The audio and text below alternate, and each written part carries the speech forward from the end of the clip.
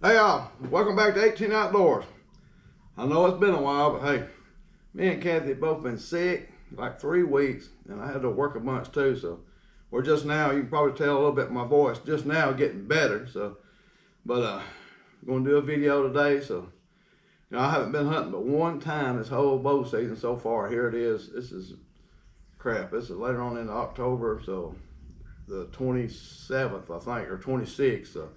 And I haven't been since the opening weekend, so like I said, I had to work a bunch, and we've been sick. So, but the muzzleloader hunt, actually the youth hunt, is fixing to come up. So, good luck to all youth hunters.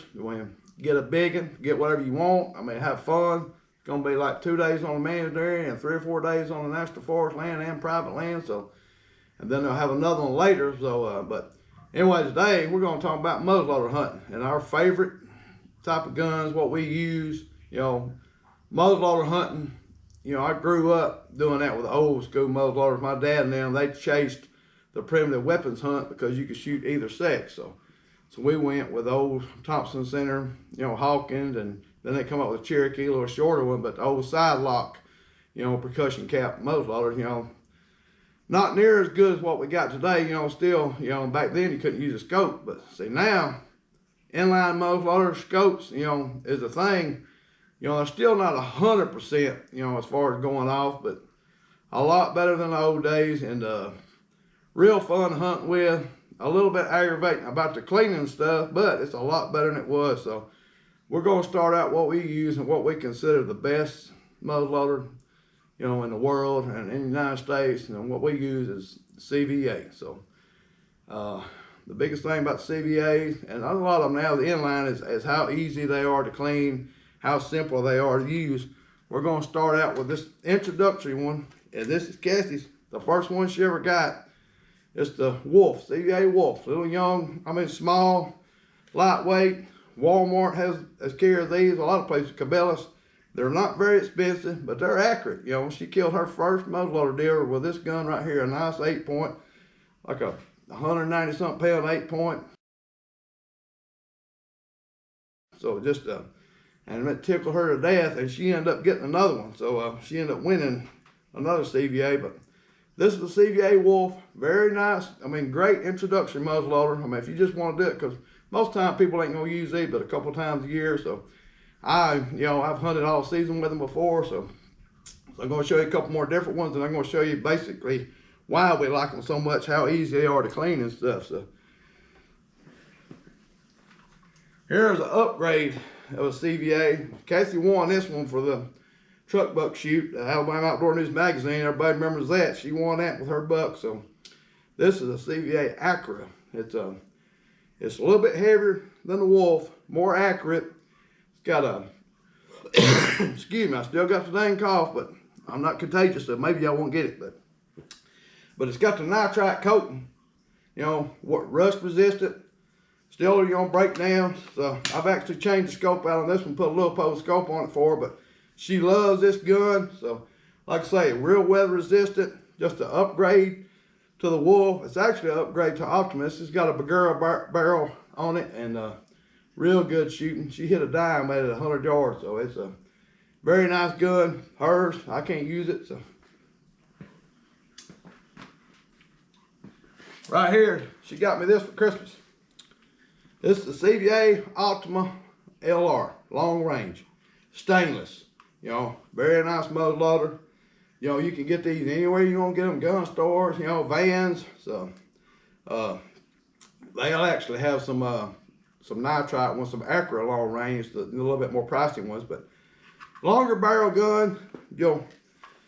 Just a very nice outdoor, all weather type gun. So. And I killed, as y'all know, I killed the state record with this gun right here, This is the muzzleloader to do it. So CVA Optima LR. So I appreciate her getting me that for Christmas. I was tickled to death because I had a older school one that was more aggravating to clean, but she got me this, and I'll probably keep this thing till it dies. So like I say, we only use them a couple, 3 times a week, or a year. So put that down. So the thing about the muzzleloader hunting in Alabama is, especially on public land, some of the managed areas has got some muzzleloader hunt scattered. So you'll have opening season at say one zone coming up this weekend, and then later on there'll be a muzzleloader hunt in a different zone. Then there's another man there, and maybe a couple more that have another muzzleloader hunt like in the middle of December. So if you want to do that, chase muzzleloader hunts, and they'll be like 4 or 5 day hunts. You can do that. It's fun. They're either sex. So we're gonna get into kind of the basics of these. What we use. I'm gonna start with this gun right here. So some of the key ingredients that we have to use, or that we keep up with, and stressed that you maintain these consistent. Whatever you use, keep it consistent, because they are a little bit more touchy about what kind of stuff that you use. And the powder I use is Powerdex, the pellets, and I don't have any out with me right now. I got them locked up in the gun safe, but the powder and your pellets, whatever you're using, keep them things dry. Keep them, like, if I buy a brand new box, like a backup box, I'll vacuum seal them or put them in a Ziploc bag, put them in a gun safe somewhere where the moisture is controlled. If you open the box, moving them back and forth, kind of be careful with them, and at least test them before season. Another thing, the caps. These right here are Winchester 777. This is what I use. I always use these. I don't go back and forth, because whatever I sight my gun in with, these are always going to be a little bit different. So if they fire a little bit harder or a little bit hotter, it can change your accuracy a little bit. So I always keep that consistent. My bullets I use, Barnes. These called Spitfire MZ, which is muzzleloader. They're 50 cal, 245 grain. They're a solid copper, bullet with a sabot sleeve, So I don't use, they're 45 caliber. So you can get, if you want to, is whatever you want to get, your choice. You can get full 50 caliber bullets, and but I just like these. Have real good luck with them. Use Barnes for my rifles. Most people know that. So that's what I use. Kathy used them. Keep them consistent. So Kathy's gun, her accuracy of this one, 2 50 grain pellets, 100 grains. So we don't use loose powder. If you use loose powder, you gotta keep doing that. You can't go back and forth. They shoot different. So whatever you sight your gun in, set it up with, use that. My Optima, again, I used 150 grains, so 3 50 grain pellets, Powerdex. That's the brand I use, Powerdex. You can get different kinds. So, but whatever brand you use, whatever you use your gun, I stress that that's what you keep doing, because slight change, anything can change. So a couple more little items, They come with a ramrod. The CVA's got the palm savers. They won't hurt your arm whenever you're doing that. So a short starter, use that to start the bullet after you put the pellets in. It just makes it easier. Then you push the bullet down completely with a ramrod. So always, I keep them on the barrel, but when I've got them in the gun safe, I take them out, because that rubber kind of sweat sometimes. It could tendency to cause your barrel to rust in the gun safe. So another key thing, little hole unplugger.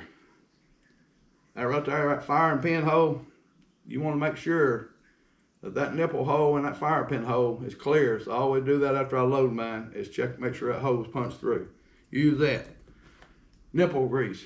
Whenever you take that nipple out, keep that little grease on there. It's easier to get out. I'm going to show you how to take that out and how easy these are. Then we use speed loaders. Put your powder in there, or your pellets in there. Bullet on one side. It tells you on which end, which side the ball is. This side's the powder. Dump the powder in. Push the bullet through with a short starter. That's how you do it. So y'all can learn all that, by watching other people, but I'm not going to exactly show you that. Most people already kind of know how, but it's just powder first, then the bullet, make sure it's tight. So, all right, to show you how to take these apart, why we like these is just simple. So, break this one down. That's breech plug and screw in. Unscrew it. It's kind of long, threaded, but it's got to be strong to take that power. So this is part of the easiness of how easy these are to clean. You take that out. You take a flat tip screwdriver. Take that bolt out right there off the forearm. And all these guns are the same, exactly the same. I'm just gonna take this apart. Pop that arm off, it comes apart. pretty quick. Gotta be ready. You can actually take that forearm off before you open it, but that comes off, it just notches in. So, just like it. So, you take that forearm off, take it, it comes out. So, you can clean that end out without getting anything on any other part of the gun. Any solvent, anything like that. It's easy. It's easy to look through the barrel to check how good you're doing when you're cleaning. So very simple. I mean, these are the easiest thing to clean. The other thing is, in here, you take a flat tip screwdriver, screw that little ring out. Now you got your firing pin and a spring in there. Comes right out. You can clean that out. Got a little O-ring that goes back on that seat. Put them back together, put it back in. I'm not going to take it out, but it's just the same flat tip screwdriver. That's pretty much all the components that you need to clean and keep rust proof. So easy, simple, you know, very dependable muzzleloaders. Like I say, I'll show you a few pictures of some deer that we've killed. So I mean, it's a fun way to hunt. It's a fun way to kind of get kids into it. Some as they, you know, seeing the smoke, stuff like that. Some of them like to see that smoke roll, but there's nothing better than muzzleloader hunting or primitive weapon hunting. You can get into other styles, you know, flintlock style. We have a place that has a flintlock season, but this is the type of stuff that we like. We really enjoy it. Like I say, it's very simple. I mean, easy to clean. So when you're hunting, what I kind of stress on doing is I always put tape on them barrels. And that's just because of any kind of moisture. I even do that with rifles, but only when I know it's going to rain. But a muzzleloader, because they're a little bit sensitive about if any kind of moisture gets in that barrel on that powder, you know, it could not go off. You know, it's just chancy. Another thing is, I'll leave mine loaded for a couple of days, but when we come in from hunting, I take a cap out, your firing cap, percussion cap, take it out, put the gun in the thing, and put it in the truck or behind the seat or whatever. I don't take it back out. I don't go from outdoors to indoors, outdoor to indoors. Because I'll leave mine loaded for 2 days because it's just pricey to be unloading them every day. Some people will shoot them every day and clean them. I'm not going to do that. If I'm going to clean it, if I'm going to unload it, I'm just going to screw the breech out, knock the pellets and stuff out, maybe put a dry patch through there, and then load it back the next day. So, but I'll leave mine loaded for 2 days. So if the weather's kind of straight and it's just staying the same, no weather changes, I'll leave it loaded for 3 days. So I've never had any issue doing that. But you know, some people are real peculiar about it, nervous about it, so they're going to clean them every day. Every day they come out, they're going to shoot them and clean them. That's a lot of work to me. And I mean, you just get your system going, use that, trust your system, and don't change anything. If you change anything, you got to shoot that gun to verify, because they can be a little touchy on formulas or mixtures, you know, powder changes, you know, different brands, different primers. So anyway, get y'all muzzleloader, get ready for muzzleloader season, have fun. You know, the easiest state record to beat in Alabama is going with the muzzleloader one because it's the lowest number, it's 196. So all the other records are over 200. So get out there with your muzzleloader, use it all season, however you want to do it. Try to break that record. I don't want to see somebody break it because I like seeing big old racks. So anyway, we're done with this video, getting ready for hunting. You know, we're fixing to be wide open from the muzzleloader to more bow hunting to gun hunting. So good luck to y'all. Send me some pictures. Let me know how y'all doing, and any questions, send them to me and we'll answer them. And y'all got to get them flat, and we'll see y'all in the next video. Thank y'all for watching this video. Hey, we appreciate y'all's support. Hey, if you don't care, if you haven't got a book yet, Amazon, get a book. We got hard copies now available. It took me a while to get them, but hey, they're on there now. Again, we appreciate it. Appreciate everybody's hard work that helped us to get this done, you know, lifetime achievement. So anyway, you can get one. And thanks again for y'all's support. Subscribe, like, tell your friends, and we'll keep coming up with these videos. So we'll see y'all on the next one.